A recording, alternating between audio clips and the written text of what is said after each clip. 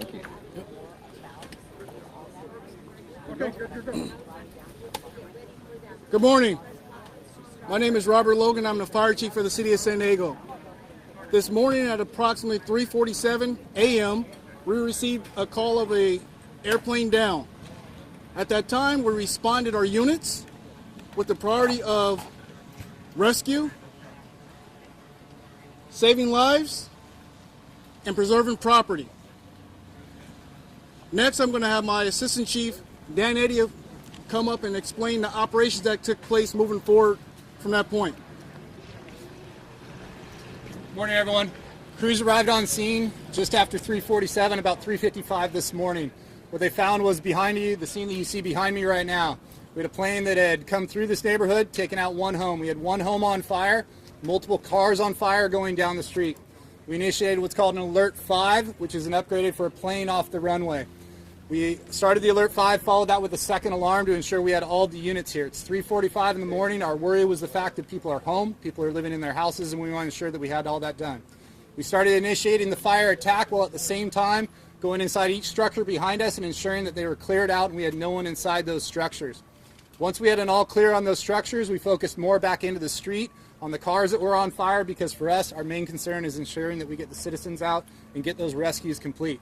Crews did a great job working with San Diego PD to start evacuating the neighborhood and with the military to ensure that we are doing the right things to work with the military on that.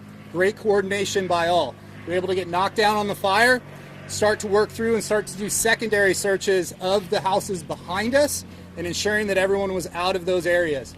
We started an evacuation area to the north of us to one of the elementary schools and started to ensure that we had everyone out of those homes. After that was done, we started our recovery effort, which you see behind us. We're holding the scene for FAA and TSB to ensure that they can get the investigation done and no evidence is tampered with or moved at all. Once that is complete and their investigation is done, then we'll start moving back through and working with the military and San Diego PD to clear out the neighborhood and ensure that everything is complete. I'm going to pass it over to San Diego PD right now, Lieutenant Easter. Hello. We received the phone call or the incident, and our officers, we responded and conducted evacuations in this area. Right now, this is still an active scene. So, roads are closed. If you're looking for updates, monitor our social media accounts, X, Facebook, Instagram. We will continue to provide updates on road closures and the conditions as this incident continues. On that note, I'm going to pass it on to Captain Robert Healy. Spell your name, sir, before you go, please. Easter, like the holiday. Okay. Hey, good morning. Captain Bob Healy, Naval Base San Diego Commanding Officer. Our primary objective remains the safety and security of our military families who live here in this neighborhood. Over the last couple hours, we've been able to connect with them to make sure that they are taken care of, and most of them have gone down to Miller Elementary, which is our evacuation site. Very pleased with the community response, in addition to the city and local officials, to provide all of the services that they need. Primarily, our job is to get them back into their homes as soon as possible. And we're working with Liberty Military Housing, who oversees this complex, to do just that. Hopefully, we expect people outside of this general area to get in by tonight, and then certainly this area will be down for some time based on NTSB investigation. We have continued to communicate through our Family Information Call Center at 844-523-2025. Liberty Military Housing has also released red flag messages to the families so they have the latest and greatest information. The base continues to message via our internal communication system as well as social media. Again, just want to thank the local community for supporting the military families and everyone for all that you've done. With that, I want to turn it over to Councilmember Capillo. Good morning, everyone. My name is Raul Campillo. I represent City Council District 7, which includes the Tierra Santa neighborhood and the Murphy Canyon neighborhood. San Diego is home to one of the largest installments of United States military active service members and veterans. And in this particular neighborhood, we had dozens of active duty families that are suffering, that suffered some injuries, and their homes have been destroyed.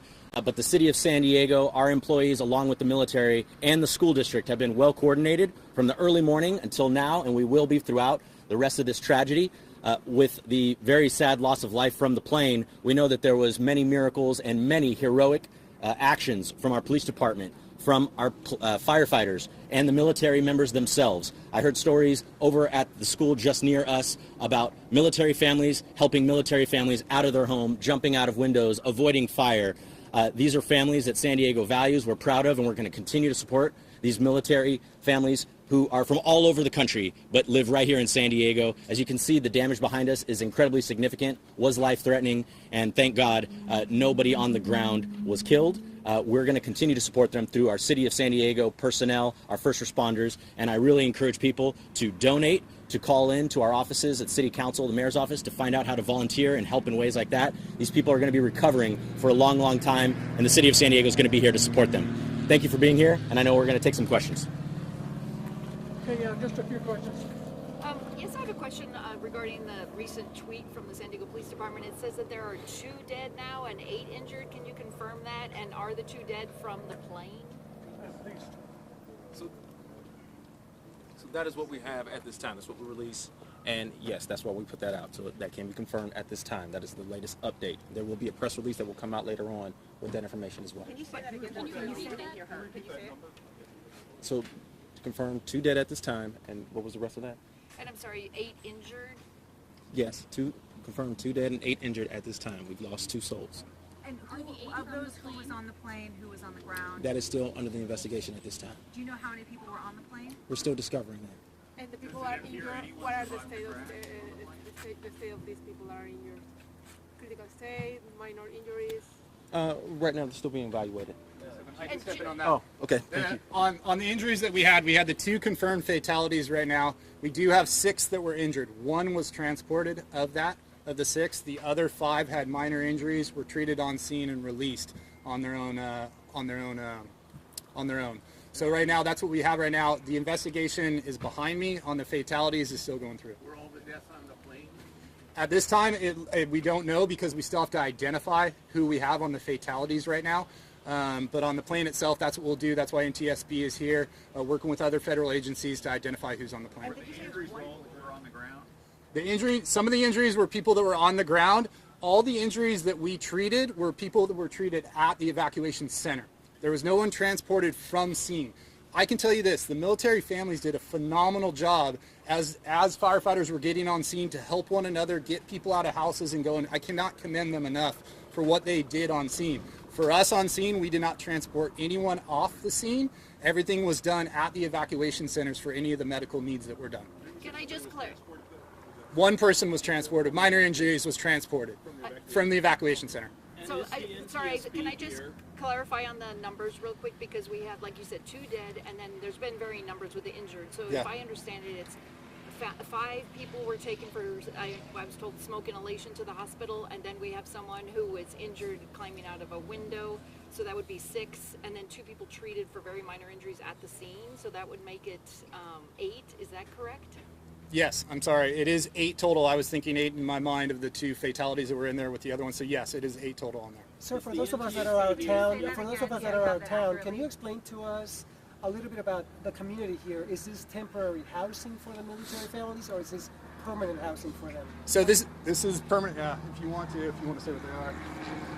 Yeah, great question. So this is a military family housing neighborhood, and we have over about 2,300 family homes that are here in San Diego, and they work at various installations around the Metro San Diego Are they region. temporary housing for them, or they? Well, they are here as long as they're stationed here in the San Diego area, so it could be a year to many years.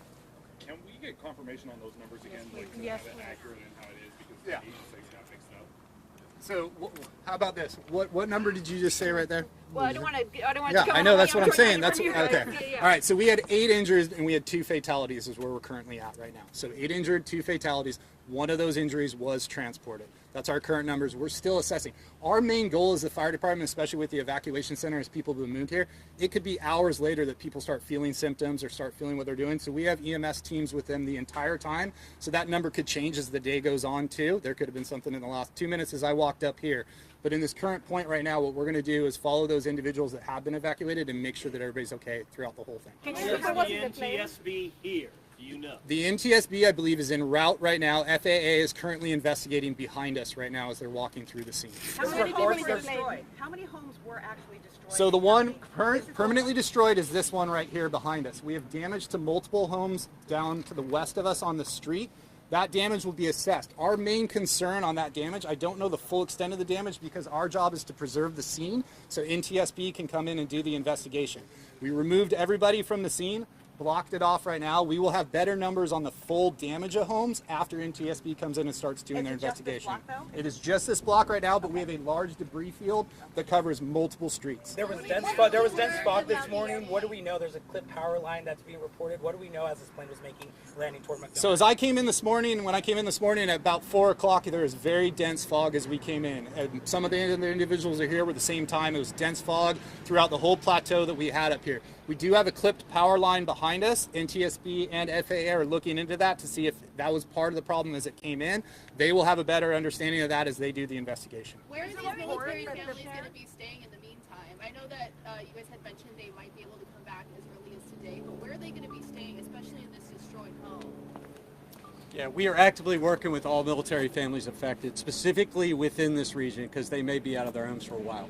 So we're actively collaborating with Liberty Military Housing, as well as the Red Cross and others down at Miller Elementary to put them in proper lodging overnight. So that may be hotels. Some of them have chosen to stay with family and friends, so there's a lot of different options. But we will ensure that they have proper lodging tonight and all the support they need. And the Navy will be footing that bill for them, or Liberty Housing? We will properly care for them. Yes, ma'am. Is this Navy-owned property, or is that correct to say? That Navy-owned No, it's San Diego jurisdiction here.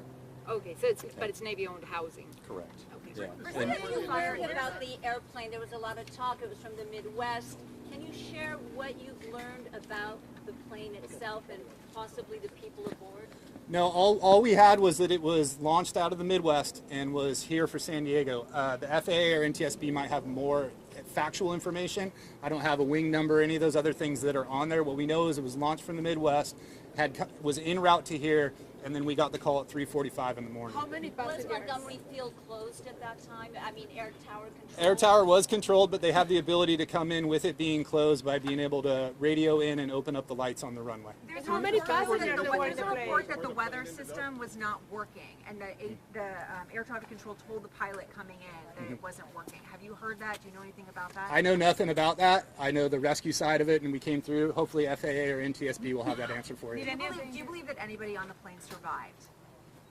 I don't know on that point right now. I can tell if you look behind me right now, I don't know on that point, but no, I don't believe so. How many Do you have the passengers gender there of the were? victims so far? No, I don't. How many any of the passengers? injured are from this house? Any of the injured are from this house behind. I can't really say if they're injured from this house behind. I have to keep that private. Were all of the homes occupied? I believe all the homes were occupied. We did searches of every single home as we came through. This military housing area that is here is constantly occupied all the time. It's a very busy area, but I believe all of them were occupied. How many passengers there were in the plane? We don't know how many passengers. I don't know. If you look at the plane, the path that it took behind me here, you can see that its trajectory came through this direction, took out the front of that house, and it ended up here to the right behind me. When I walked around, I didn't find any big body of the plane. I saw like a little bit of fiberglass over there on Santos Street, and then of course this panel out here. But is there any other part of the plane that what parts of the plane are still out here?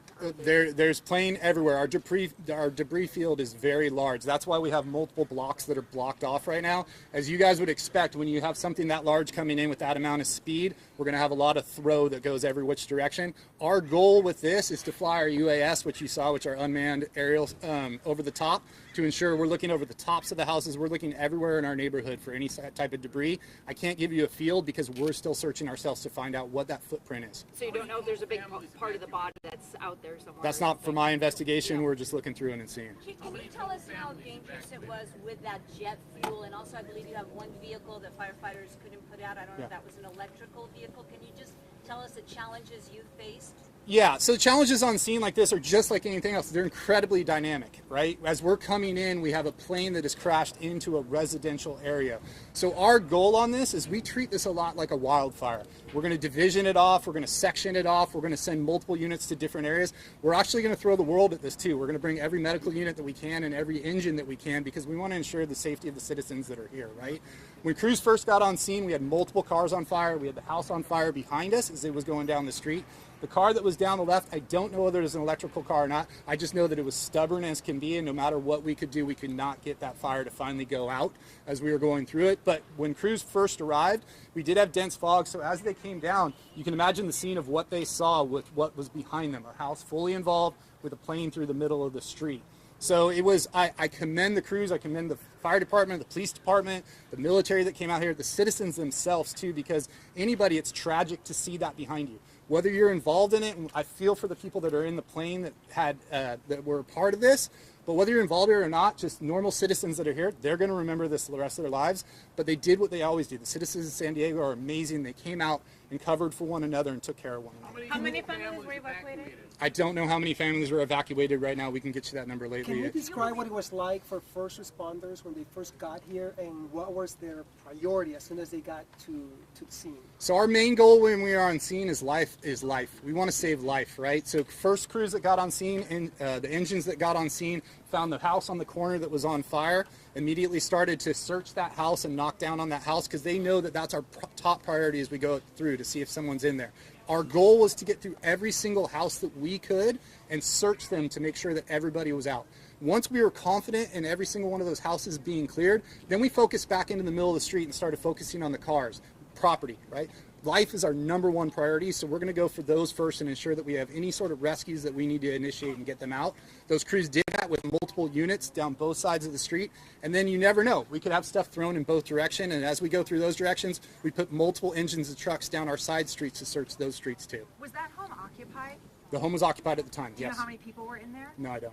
And what happened? And what did you hear about how they got out? So what I heard is just like anything. It was, for me, it's a little bit of a miracle, right? A plane hits your house. I don't know exactly how they got out, but I do know that neighbors helped them get out, and that's the beauty of what I love in this neighborhood too. And military looking out for one another. They did exactly what they did to try to help each other. Was it a family? That military I believe so. family and this is a military community. Yeah. How crucial is the fact that they're trained for emergencies? They're trained for complicated things. Do you think that played a role in making sure that they were helping each other and making sure that everybody was safe? I think it absolutely does. I think any sort of that background that you have behind you, right, to help you stay calm in a stressful situation, just like the military, just like San Diego PD or any other public safety that's out there, I think it helped. And so as we came into this neighborhood, you could see that. You could see the love for one another in this neighborhood. When you say it was a family, do you know if there were children in this home? No, I don't. Can you confirm the time of the impact again? We got the first call at 3:47 a.m. is when the first call came into our dispatch center. I have two questions. Does it appear that the plane hit the house actually or clipped it or something? No, that'll be for NTSB to decide when they get here and see if it actually hit the house or not. That's not for us to investigate on it. When my crews first got on scene, they did a great job to just attack the fire and get after it. And did you guys see when you're on scene that the jet fuel, was it in flames just rolling down the street as the cars ignited? I can tell you when I got on scene, you could see about 40 feet to 50 feet ahead of you. So if it's rolling down the street, I don't know whether it was rolling down the street. What I do know is when I got here, I saw multiple cars on fire, and that area was just getting knocked down by our crews. Is there any timetable of when we could hear from the FAA? Because we've been here since early this morning, and we heard that they would come to speak with us sometime soon. But now we're in our third press briefing, and we still haven't heard from them. I don't. Not for me to say. I don't know. I do tell you this much behind me that they are investigating behind, and I will try to get someone back here. We'll work with our PIO to get someone back here for you. When do you think it would be safe for people to come back, given the strong smell? We did have a clipped power line off our main line out there. We still have good power from SDG&E has ensured us that we still have proper power running through the area through here. But yes, it was a main line that was hit. Approximately how many houses were evacuated? Just a number? I don't know. I don't know on that side. It It was multiple. We evacuated everything south of here. Every single house south was evacuated. 2 blocks west was evacuated all the way to the 15, and 1 block north was evacuated to us. For us, we wanted to make sure that we had everybody out, so if anything did start to grow or anything changed, that everybody was out of their house. Someone described it like a movie when they arrived. Can you kind of give us a description of what it felt like, smelled like? You smell this? You smell this right behind me right now? what you smell right now of that burning, that's what you're coming into. You smell that off-gassing as it's coming here with the sun and everything starting to push up.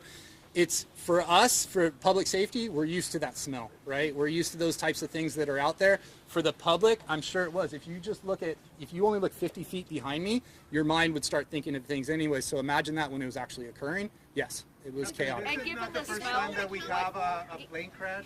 Compared to the other ones that have been more to eastward, and this being in a community, I mean, how do you rank it? You know? I can't rank. I won't rank anything. What I will say is the amount of incredible work that is done by first responders that come out here, whether it be a plane that's out in the middle of nowhere, whether we have brush fires or anything else.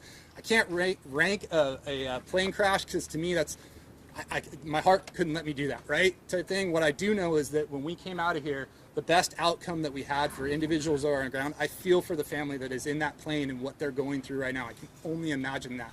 But on the ground itself and the individuals here in military housing, we had one of the best outcomes that I could possibly say that came from this, because when I was coming on scene, I did not expect that same outcome as I got here. Okay, guys, that's going to be enough.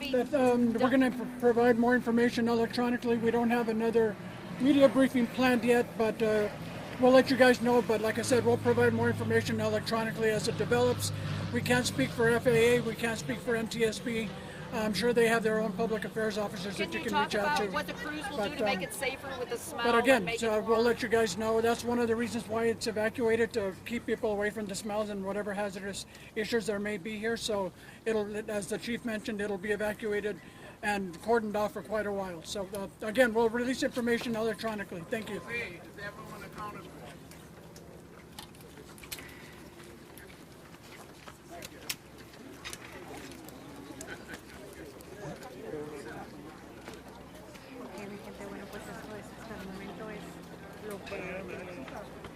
Voy a cortar este enlace porque ya va a entrar el noticiero. Ya va a empezar el noticiero, así que hasta aquí es lo que podemos hacer. El y me conectó en un momento más después del mediodía.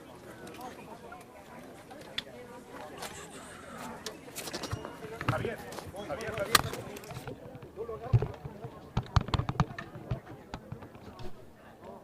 When we're seen with